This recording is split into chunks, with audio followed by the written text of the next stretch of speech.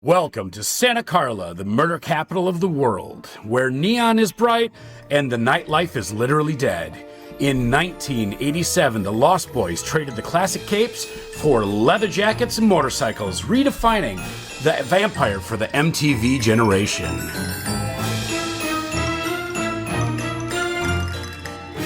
Sam was kind enough to bring me a McChicken and a McDonald's Coca-Cola, which is the superior Coca-Cola. So you say. You know what? I mean, I'm not a Coca-Cola connoisseur, so I don't know these things. Well, you should. Fine. That's fine. I don't drink That's soda. fine. I am purely punched up on Coca-Cola. Yes. I have no response to this. I am glad one of us is actually energized at this point in the evening. Yeah, which is crazy because I got terrible sleep last night. Same. And we've been insanely busy. Yeah. We've been putting out flyer after flyer. We've been doing new designs. Some of these are for you guys. We're very excited about some of this stuff. One thing that I'll put at the top of the chart. Gonna go right in there? Yeah, I mean, let's just talk right about it. Yeah. So one of these format changes that we have the movie club, we have the book club. We're hoping that you enjoy that format, and we're going to be trying something a little bit new. Yeah. Even new for our new podcast. Yes. New in the new. Yes, new and new and new. Yeah, iterations are our game. Basically, we just keep stumbling forward until we hit on something that actually works. Oh, for sure. Oh, absolutely, for certain. So what we're going to be doing this time around is one thing that me and Sam both loved when we were growing up, when we were little-uns, is the Book It Club. Yeah. Yeah, the Pizza You read Hut. 10 books and you got 100 books or whatever it was, and you got a personal pan pizza from Pizza Hut. I don't think it was 100 books. 10 books. I don't know. I read a lot of books 7. as a kid. What was it? More than 7. We're going to find out. We should. You let us know. Yes. Tell us how wrong we are in the comments. So one of the things that we want to start doing is we actually want to give you a schedule. Yeah. Right now we're kind of slapdash and we're just saying, next week we're going to be doing this.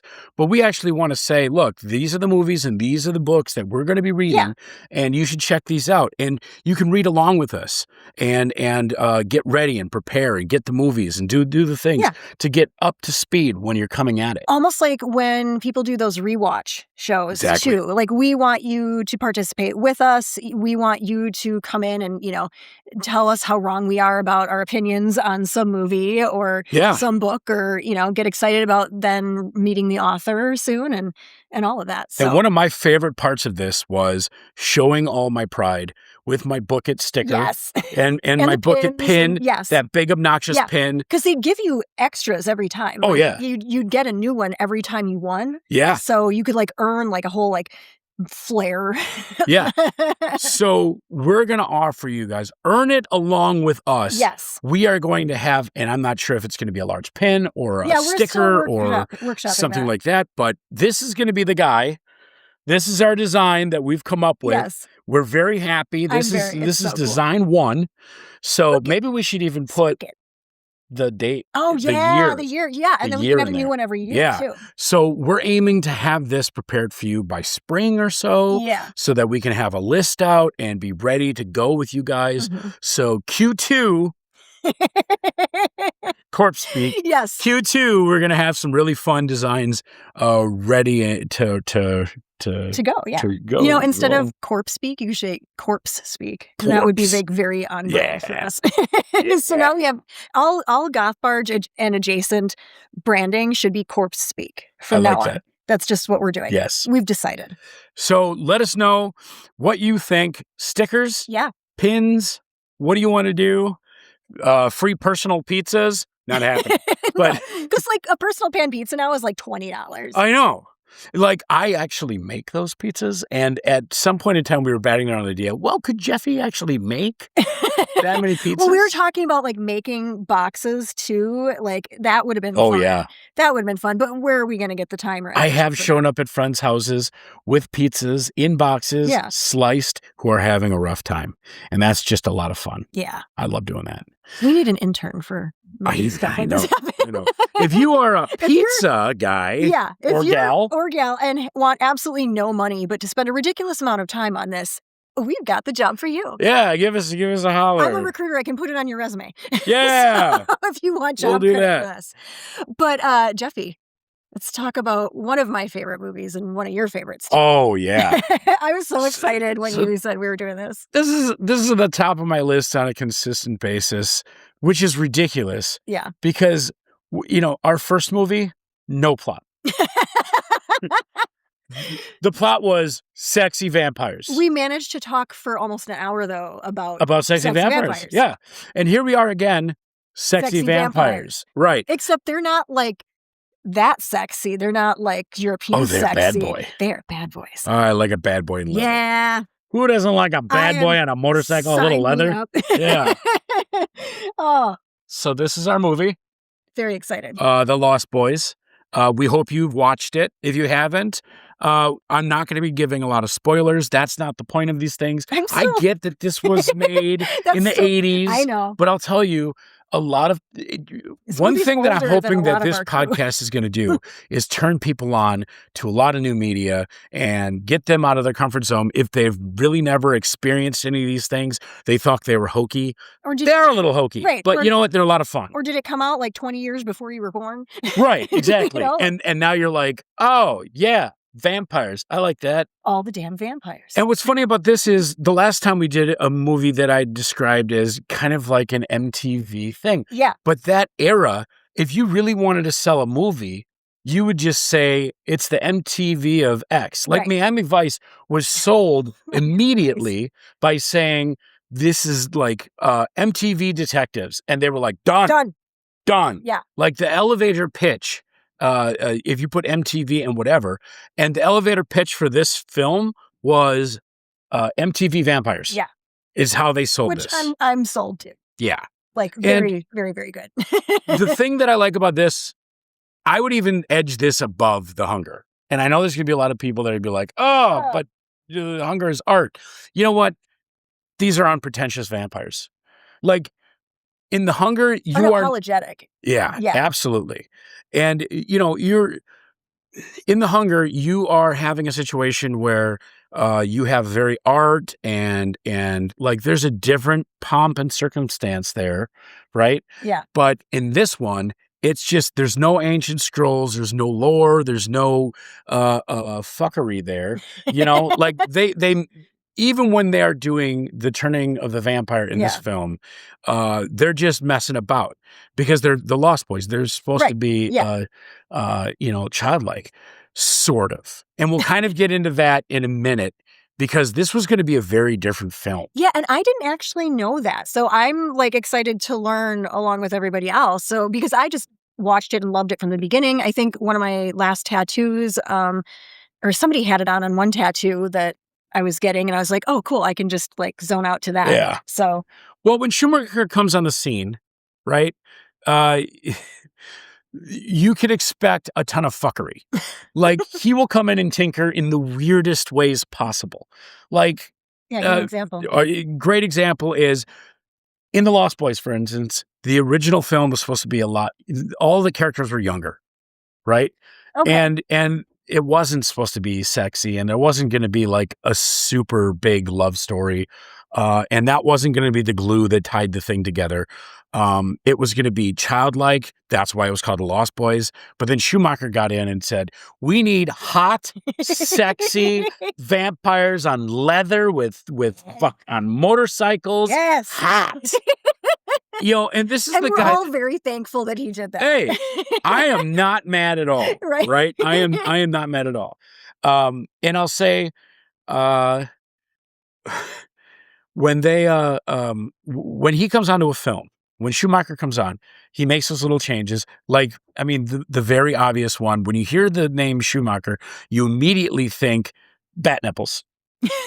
I didn't realize that the bat nipples were like his Oh, that's him. Like, I figured 100%. This was some like costume designer's like wet dream. And no, so he was just like, give me nipples you can cut things with. Yeah. But put it on Batman. And somebody was like, okay, sir. And then if you go back with that mindset and that view and you watch the Batmans, and why would you?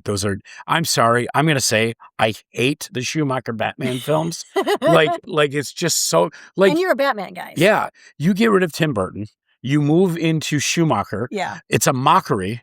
And then you go into like the Dark Knight stuff, and that's when it actually kicks It's out. over serious. Yeah, it got, but that, I mean, but then it got that's too good. serious, and then I would disagree. This is a debate for another time. We can have a Batman episode if we'll everyone cries about it too, I'm sure. But I don't think that that's going to happen.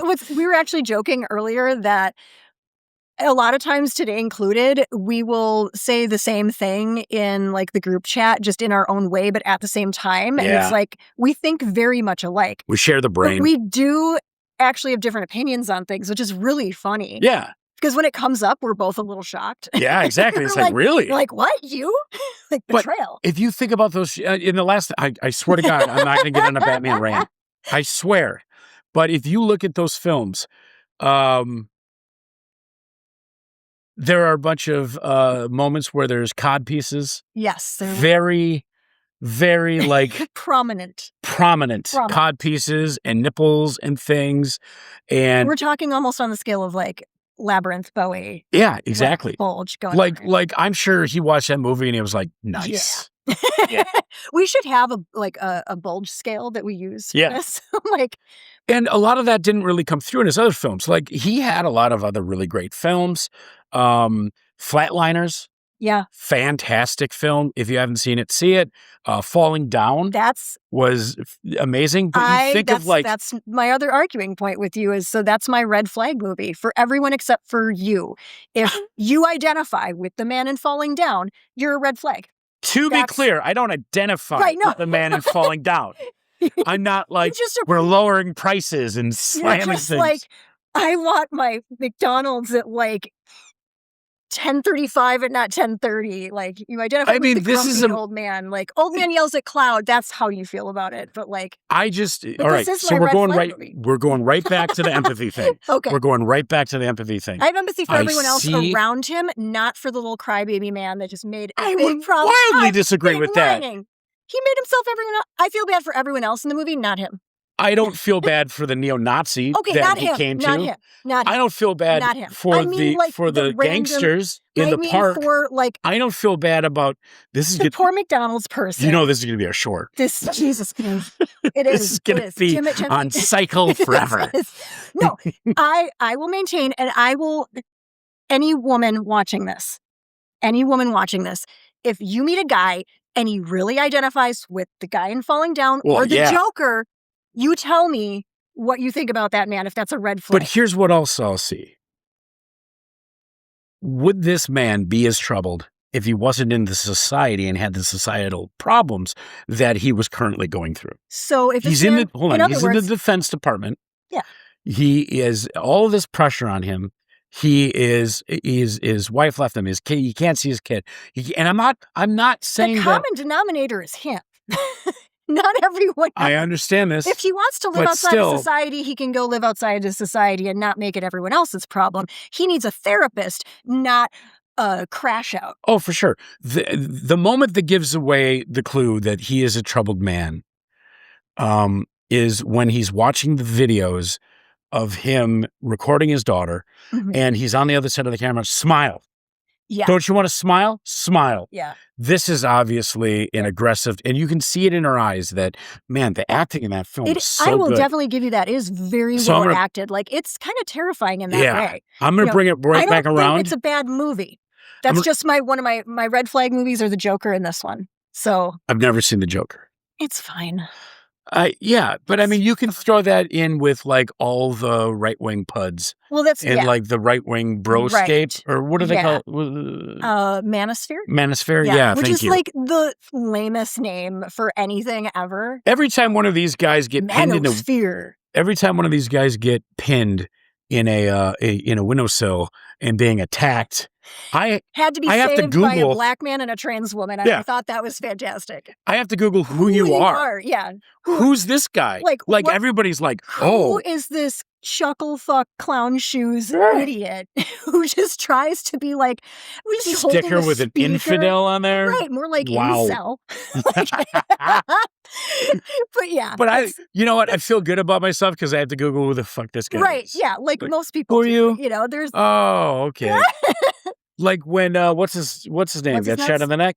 I didn't know who he was. Yeah, exactly. No idea. I was like, he doesn't have lips. That's weird. Like, Yeah, who's Butthead that doesn't have lips? Right, I know. I was like, now he doesn't have neck. This person. Yeah, well, that got a little dark. I find it funny that it's the manosphere, but there's a huge crossover with like flat earthers in it. Like you're saying sphere already. Oh yeah, you almost you're almost there, buddy. You're almost there. You almost made it. It's a sphere.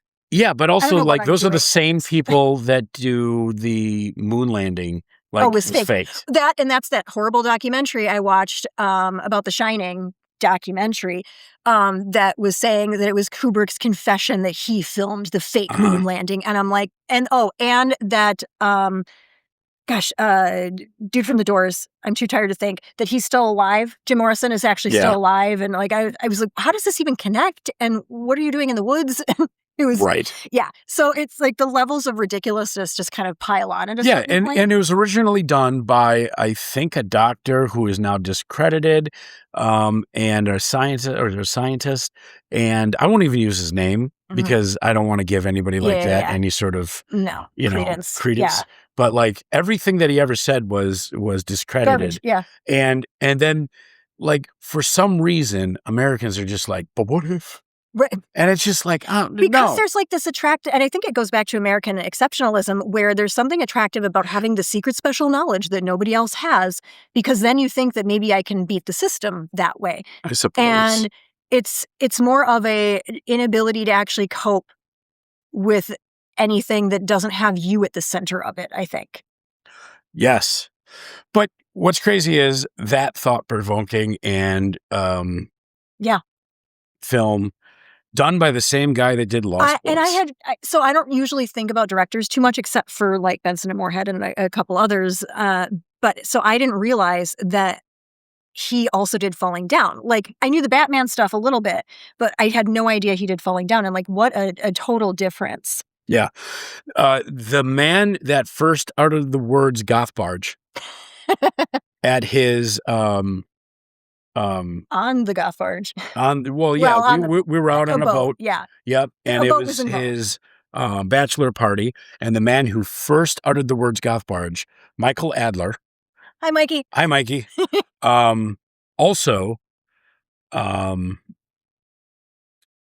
me how to watch movies. Oh, okay. So he took That's interesting. He took a film study of Hitchcock in college. Cool. And then he's like, I would tell him, yeah, I'm on a Sutherland binge, right? I'm watching all of Keith Sutherland's films all in a row. And he goes, why are you watching by an actor? You should watch by the director. And so ever since he said that to me, like 15 years ago or whatever, I have now switched from watching a film for actors or even for writers, like all the Stephen King films or all of this. Yeah. And now I'm just going through as directors. Because you start to see if Nicolas Cage is in them. I'm serious. I'm serious. That's not losing. Sometime last week we watched I can't even remember what Nicolas Cage film we would. Raising Arizona. And because of that, over the weekend, I watched 8mm just because I'm like, well, I want a dirtier Nicolas Cage film. Like, give me something not as wholesome.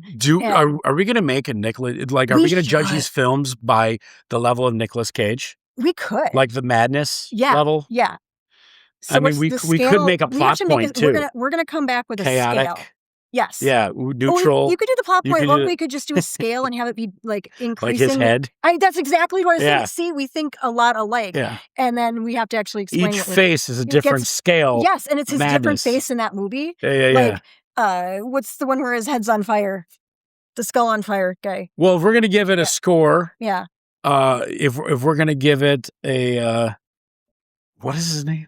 Nicolas Cage? Nicolas Cage. If we're going to give it a Cage score. Cage score. Yeah, if we're going to give it a Cage score, I would give this the Cage Cage. The Cage Cage is Somebody set remember this because we're not going to. Buffy, the Vampire Slayer. Okay, yes. That's the level that you're on in this because this is schlocky. I did love that movie too, and the show. It's Santa Carla. It's dirty. Like this is a made up town specifically for this. It's trying to capture that MTV goth aesthetic, right? You're getting that challenging of perception and reality. And I mean, there are a couple of curveballs that are thrown on you in this film, and it's pretty wild. Yeah. Like I absolutely love that. And there's a couple of different scenes in here that are just iconic scenes. And again, I'm picking this. I'm a goth boy at heart, and you're going to have to deal with me. And I am sorry, but we're doing all of my favorite goth films to start. Why not? You know, maybe the next movie is The Crow, but like I'm just saying, like, you know, all of those. I don't think I'm going to argue against this at all. There's iconic scenes in this that I would say you have to go and see. Yeah, like the boardwalk. You know, when you're talking about the neon drenched area, like even when Peel went back there for what was it? Us. It was the sewing one? Yes. Yeah, where they went back to the boardwalk and they saw the boardwalk in modern day. He did that very purposefully. It was very well done. The Jordan Peele movies. Yeah. Really into them. Other than Nope. Actually, I would say Nope to Nope. Nope, I liked. It was the first one, Get Out, that I thought was average at best. Wow. The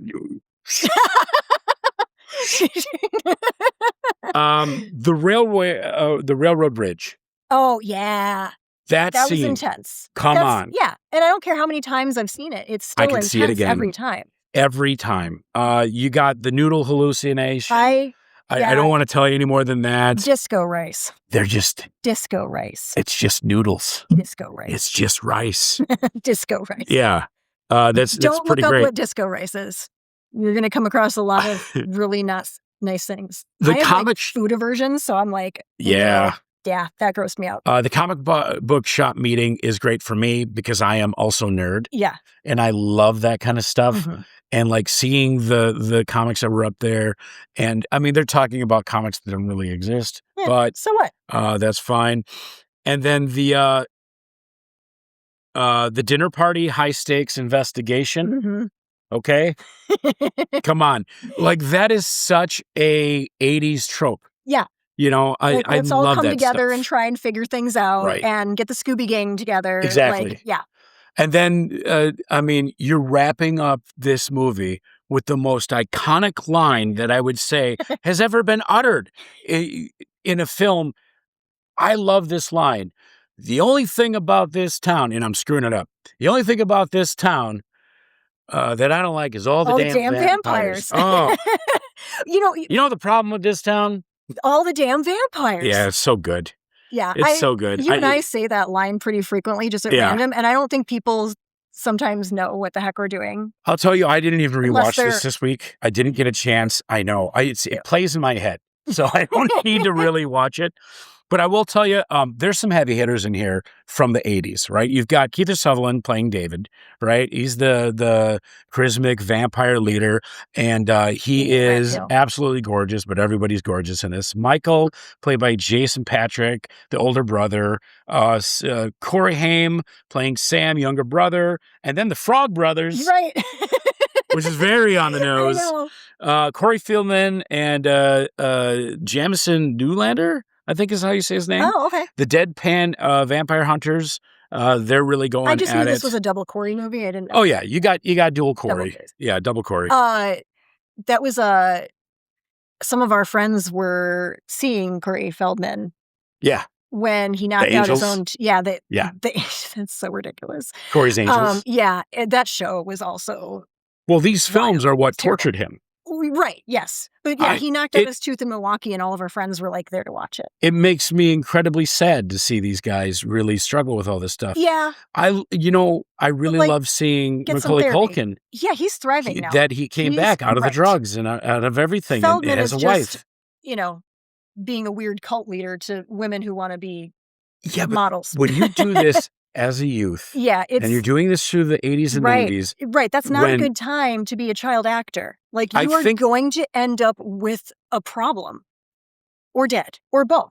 I hope and I think that nowadays they have better guardrails in place because they've seen the things that this has done to child actors, and it's really warped them. I don't know, the Nickelodeon stuff. Well, yeah, but that was still 90s. Yeah, I'm saying No, prior, that went prior into than, that. I'm saying That prior stuff than went into the 2010. 2000s too. Like, Sure, yeah, 2002, because like 2003. the girl that was on Jeanette McCurdy, who was on iCarly, like, But I'm going to break you real quick. oh yeah, Yeah. It is 2026. damn it. Yeah. So even if it Uh, was to, Can we not? even if it was to Take 2006, me back. that was 2 decades ago.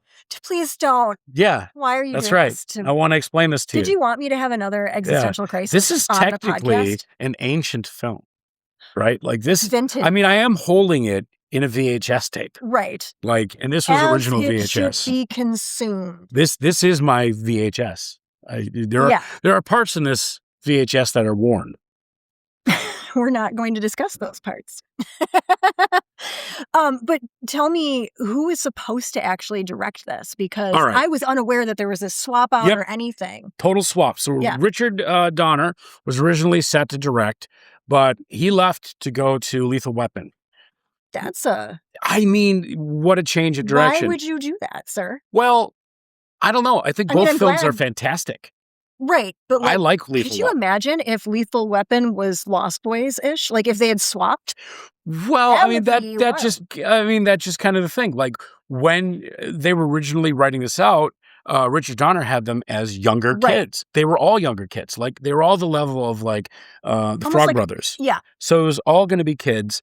Almost like a Stranger Things type of like. Exactly. Right. Yeah. That's what they were doing. So I'm doing the bicycle. Yeah, yes, they can't see your legs, but I can see them. That's how you She's ride pedaling. the bicycle. Yes, I'm pedaling. Yeah. Somehow also with my arms. But then Schumacher comes in. He ages them all up because he wants some sexy. Yeah, he wants it darker and sexier. Yeah. So all the darker and sexy parts, this feels like a Mod Podge. Right? There's a bit of a Mod Podge here because there will be parts where it's 80s schlock, just like 80s garbage kind of put together, which I love. We love 80s garbage. Absorb 80s garbage. I love it. 80s garbage is, very consistent. Yeah. It's very, it's very Monster Squad for half of the film, if you've seen that. And then on the other half of the film, it's The Hunger. So like the two come together and it's very much perfect is what exactly because it becomes a coming of age film. Yeah. It hits that mid mark. So if you're like a vampire teen lover, like I was when I discovered this film, like it was like picture perfect for me. Yes. So it's forever in my heart. So I'm really glad that they did that. I love that we've been doing vampire movies too, because like I have been out of kind of like being enthralled with vampire stuff for a while. And this has really brought it back for like how fun vampires were back in the time that we really got into them and how different it was, until Twilight came out and then. Well, yeah, I mean, that's the thing about these vampires. They actually set the stage for those vampires to come out though. Right. That was a coming of age story for that generation. And that was unfortunate. Well, sure. But that's their version. That's their story of coming out. I've never actually seen the movies, but I've seen some of the clips of them, like this baseball thing that they do. Oh, yeah. And they I'm do like, this is their sparkle vampires. the lamest thing I've ever seen. Well, yeah. But I'm sure that there's people that look at this and go, that's stupid too. This is the dumbest schlock ever. Right. And think it's very dated. But I think it's great. Bad makeup or whatever. Right. Because they're going to rent it on DVD and watch it in like 4. Yeah. Or whatever. The visual style is very flashy. Iconic 80s soundtrack. Yeah. It's an MTV Vampires. Oh, for sure. We can dive right in it. Because it's a killer soundtrack. This is one of the soundtracks that I think we were raised on. That and the Lost Highway soundtrack and the Crow soundtrack were like in our Discmans all the time. We built a dance party around. Basically, these albums. Yes. Here goes a lot. But we had fun.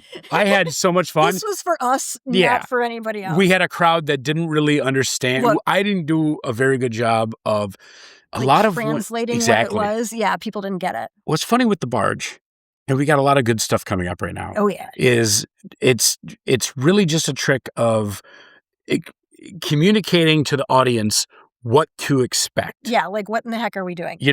And like, what can I expect if I go and give you $7? You will give me what? Yeah. And I tried to give a nostalgic rush of all of these films, and it didn't pan out. So people were coming in and they were like, "Can't wait to hear Danger Zone," and I'm like, "Oh god." Why would you think there's going to be Danger Zone? Oh, wow. What happened? I think we could redo this in a kind of revamped way, though. Well, yeah, that's what Steph says too. If we just want to have it for us again. Yeah, right. We're doing it again because screw you. Like to. Yeah, because screw you, that's why. Yeah, that's why. This soundtrack is phenomenal, though. Yeah. In this, I mean, there's some real classic, heavy bangers of the goth dance floor. You know how much I love Cry Little Sister. Oh, yeah. Cry Little Sister. On the dance floor, like face grabbing, kind of like, Absolutely. And you're kind of opening this film. You're coming into the to that boardwalk with Tim Capello's oiled up saxophone sexiness, I Still Believe, which, by the way, he's still doing to this day. Right. And we know this because Christina, who we love, got oil slicked. Yeah. She got slimed. Well, she was at home on her couch, and I was texting her, and I'm like, how the hell are you not here?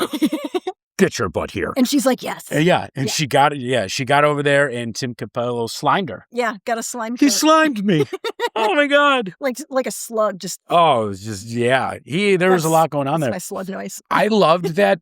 I don't think Tim Capello's ever going to see this. No. But if you do, we love you. Yeah. We love you. I'm also going to put a little shade. Like that event or concert was literally just like, look what I did in the 80s. I mean, it was pretty amazing. Though? That he can still ride on that with like me, a saxophone and some baby oil have literally written our ticket for the rest of our life. Yeah. This one gig, just this one thing. And he was trying to say like, well, there were other things that I did too. And it was like an episode of Miami Vice where he was like the bad guy in the background. Now I need to watch that episode of Miami Vice. Yeah. And like there were some other things that he put out and they were fine. But everyone was there for one reason and one reason alone. Yeah, oiled up saxophone. Yeah, because Schumacher got there and was like, I need an oiled up saxophone. Yeah, exactly. Which, like, everyone is confused. Like they always go, like, the joke is, you know what this movie needs? An oiled up saxophone player with a bunch of fire. But it did. But that's the thing that I think that Schumacher brings to all his films. There is just that snuck in kind of gay erotica. And I but absolutely... in a way that, like, nobody is going to even, like... It flies under the radar. Right. Until you stack his films next to each other. And then and that's why I go back to... Right, with the nips. Yeah, and watching his films as a total. I'm actually shocked he didn't direct Freddy Krueger, Nightmare on Elm Street 2. Which... we should do. We're going to have to. Yeah. I think we should do some of the sequels to things or like iterations. Like, well, we're going to do, I think we're going to introduce the Monsters of the 80s maybe in October. Oh, yeah. So I think that'd be like, Freddy, Jason. Going in, you're right, spooky season. Yeah. All of it. Do you know what my favorite Jason movie is? X? It totally is. I know. He's in space. Yeah. They're in space. Do you know what my favorite Hellraiser is? Which one? Bloodlines. It's in space. Yeah. You may not know that it's in space because it's in space for like 10 minutes. You've told me it's in space. It's so good. I did not realize because it is. I saw it like once. And also my favorite Halloween is 3. So you know what? You can all tell me that I'm a terrible person, but like I like when they go off the rails. Yeah. Like there's times where they're just like, yeah, fuck it. Break the rules. Yes. There are no rules. Yeah. The limit does not exist. Yes, exactly. Talk about a dumb. The line is back there somewhere. Right. Yeah. Oh man. I mean, again, we were talking about the cultural impact of this film, and this really established a template for teen vampire media, like Buffy the Vampire Slayer came out of the 90s, and then ultimately Twilight, and all of these kind of teen coming of age films with vampires. You know, they really tried to do it with what is it? Shadows? Not what we didn't want to do in the shadows, but what is it? I'm going to forget the name of If it's on TV, I probably don't know it unless it came out it was in a the TV 90s. show that they redid. So, because I went through like almost a decade of not having a TV. So, and I still don't have like TV. I can stream things a little bit now, but like I didn't like just watch stuff. Yeah. Since I was much younger, like X-Files, of course. And, you know, I did watch Buffy the Vampire Slayer, the series when it came out and everything. But I'll say those, I'm going to shoot myself in the foot here. Those don't have the soundtracks of their generation like this film does. Like you even have In Excess, who had some fantastic music in there. They used the song Good Times. And Schumacher actually had to agree to direct their music video for Devil Inside. Which I had no idea. Devil Inside. Which I love that Devil song. Inside. Because I like In Excess. So that's the music video that was done by Schumacher because he did this film. That's so cool. Yeah. So again, this is the foothold of that. I just wish the one thing, if I had a wish list for what they did in the future following this film is they would have actually kept such a fantastic soundtrack. Like the 90s had such... It was such an era of great soundtracks. I mean, even that Batman soundtrack. The the end is begin is the end. Yes, and then the other Smashing Pumpkins song was on there, and I love that too. And it was like, you could just buy a soundtrack and listen to that. And I don't think we really have that anymore. Spawn, Blade, all of those kind of soundtracks. Blade was good too. Yeah, Train Spotting was unbelievable. Yes. Like we could go through this on and on. Train Spotting, but I can listen to the soundtrack. I love Train Spotting. I can't watch it. Buffy the Vampire Slayer and Slayer, I loved that show. Twilight. I loved the movie too, because you get Paul Rubens as vampire. Like the dying. So let me ask you, because I asked you this about The Hunger, and I think I want to ask you this about all the things that we watched that are in the past. Do you think that this could be made today? And how would it be kind of received if it was? I think with the resurgence of the goth community currently, and the nostalgic love of that type of film and pacing and build, I think you would do very well doing. I would say again, just like The Hunger. I mean, this had a better critical review, acceptance. Yeah, but. Yeah, people like. I think you do it even better today. I really do. Who would be on the soundtrack if it was today?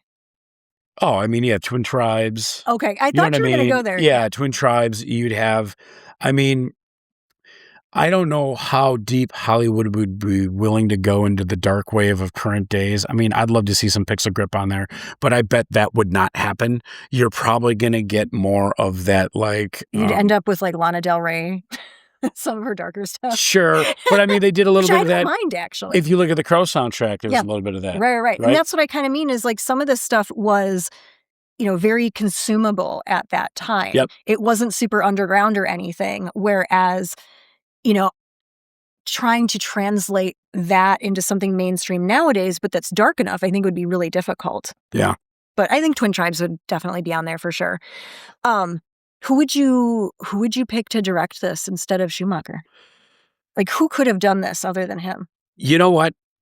I really like the direction that he took this, and I like that he kept enough of the film to make it feel like a coming-of-age film. Mm-hmm. I like the darkness that he brought. A modern-day director for this, I would love to see a Jordan Peele. Oh, I would be very thrilled with that. I think he handles things very well. The Twilight series, I don't think it got a lot of critical acclaim. I don't know if it did or not. It was popular. That's all I know about it. Yeah, it was popular for a moment and then it kind of faded away. Wasn't 50 Shades of Grey Twilight fan fiction originally?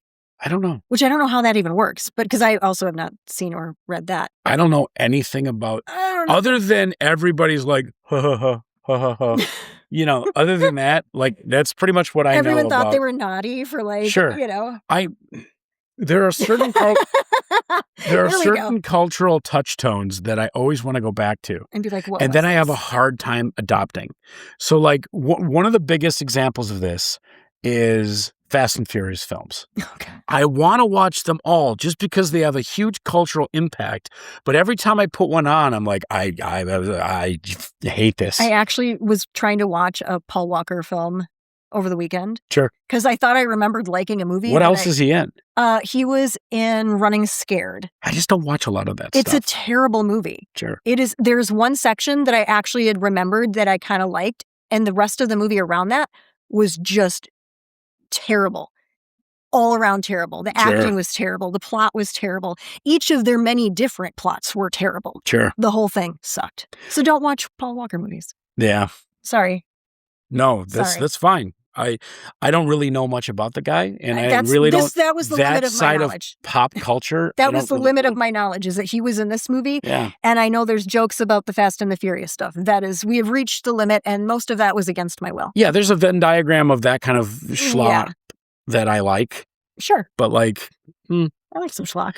now the big question, would we survive? I'm very curious to see what your take is, because we both, I think, would be very tempted. I think we had very high survival rates, but it depends on how you look at survival. That's what I was going to ask. Is surviving becoming one of them, or is surviving staying human? Well, what do we want to do here? So surviving is living, I think, and that also includes undead? Becoming undead. Okay, all right, then I'm done. I believe that those things happen. I'm done with this. So here's what I've got. Yeah. I like that you're very technical about this. I'm very technical about this, because I think about this a lot. Oh, I don't. I just like wing it. Yeah. So here's where it is. Survival rating for me, I put myself at 75%. Okay. And that's because we're coming in goth. Right. We'll fit in. We already have camouflage. Right. We already in the scene. like I could be walking in with this hat and just be like, "Hey guys," they'd be like, "Yeah, he's there." Was he? Is he? Is he alive? Is he one of the? And I would walk in and it'd be like, "Oh yeah, she's pale enough." Right. She looks undead. Yeah, she's there tonight. So she's essentially there. Yeah. So we got that goth camouflage going, which buys us time at minimum. Right? So we can either skedaddle out of there, or they're going to be like, "These are hip vampires. Let's make them vampire people." So I know what way we would go. And then I've got that logistical lean, which means, I got an exit scouted. I'm going to beeline, and I've got camouflage. Yeah. I say 75%. You would probably be able to talk your way out of anything anyway. Yeah. Yeah. So I would definitely give you high chances in this one too. Here's the problem. I might get distracted trying to hobnob with these guys. Oh my God, you would. Hey, you guys DJ? What do you guys? What do you want to do, a party? I would lose you instantly. How about a blood rave? Hey, do you want to do a blood rave? Hey, you want to do a blood rave? And then bite. He would ask the vampires if they wanted a blood rave. Now, this would happen when you and I would go to plan it, and the second we got in the door, you were off somewhere, and I was like, talking to 400 people. Hey, how you doing? Hey, I guess I'll just go dance by myself. So Jeffy came in at a 75 on my rating. Okay. Sam comes in at an 85. Oh shit. Okay. Oh yeah, you're even higher, because I'm a dummy and I would go and right. I know myself too well, right? But your strength is you're the lore master. Oh, okay. You are essentially I would have a neck brace on. a frog brother with better research skills. Oh God. Right? So you're not looking at a comic book. You're like, all right, well, I got these fucking all the lore from the books. I would be stupid technical. So yes. yeah. So you'd have the vampire rules memorized. You'd have holy water. You'd have all the stuff on you. You'd be prepared, but you'd also be tactical and stealthy with it. I do like being tactical. Yeah. Your weakness, you're going to spend too much time debating the literary merits of the vampires' Peter Pan complex and all of this other stuff. And there would be a debate about, dishwashers or whatever the hell. And then they'd get annoyed with me, and I'd be looted. That would be you're stuck. So you've got... You pegged both of us. Yeah, that 15% of you that would get just stuck. I would too. Yeah. Because I'd need to I think both of us are like this. We're like, we have a point and we're going to jam it in there. Yeah. Regardless of whether I like jamming my point. The Spooky Frog final verdict for us. Okay, our survival rating as a whole over total, 78% overall. I like this actually. We are essentially legacy. I would see us if we were casted here. If we would be legacy characters who survived the first round. Okay. Right? And then come back to the sequel. And we come in like, we are those oddball characters. We're like the Jay and Silent Bob of the film, where we come in back and like, we're just like those, we pop open the doors and we've got all the guns and stuff, and no one expected to see us again. So I feel like that's where we are. We're like a bad penny. We just keep turning up. Yeah, exactly. Yeah. We just in the weirdest places. And I could see us being like the comic relief too. Like they keep us around just because we were funny. Yeah. Or at least we, So I'm going to burn through some very quick trigger warnings. Yeah. There aren't many. This is really high comedy horror. Yeah. Right? It's almost not horror. Right? You've got vampires, you got death, you got blood. Right? You have the ingredients of horror, but when you bake that cake, you come out more like a souffle. Yeah, you're coming out like a party cake with clowns. Yeah. Scary clowns, but clowns, nonetheless. Not even that scary clowns. So you've got a little bit of body horror. You know, sure. It's a 1987 teen horror film, but you're going to have a little bit of practical effects, staking, melting flesh, yada, yada, yada. You've got insect phobias. I don't want to give away anything about what that means, but if you don't like bugs, there is a notorious scene in this film that continues to churn the stomachs of everyone that has ever seen this film. So just be aware. There's an animal in peril in the film, but the dog does not die. He's fine. He's fine. Yeah. The dog is actually a hero in the film. They try and get at him, but he perseveres. But if you don't like dogs being messed with in the first place, maybe not your thing. Drug alcohol use is high, self-harm, suicide themes. The alcohol and drugs, not the self-harm part. Wow. Wow. See, I told you, this empathy thing's a problem. Hey. And graphic violence. Don't tell but like, I'm here for the graphic violence. That's exactly why I signed up for this, is graphic violence. I mean, there's a campfire massacre that cannot be, I mean, I would also consider that, there's so many, in a lesser film, that would have been a really big scene. But this film overshadows that scene with all of the other madness that's happening. Right, yeah. So like, I would say every 10 minutes, you're getting yourself a big hit of 80s nostalgia and just wild madness. So who is this good for? Fright Night. If you've ever seen Fright Night, this is a good film like that.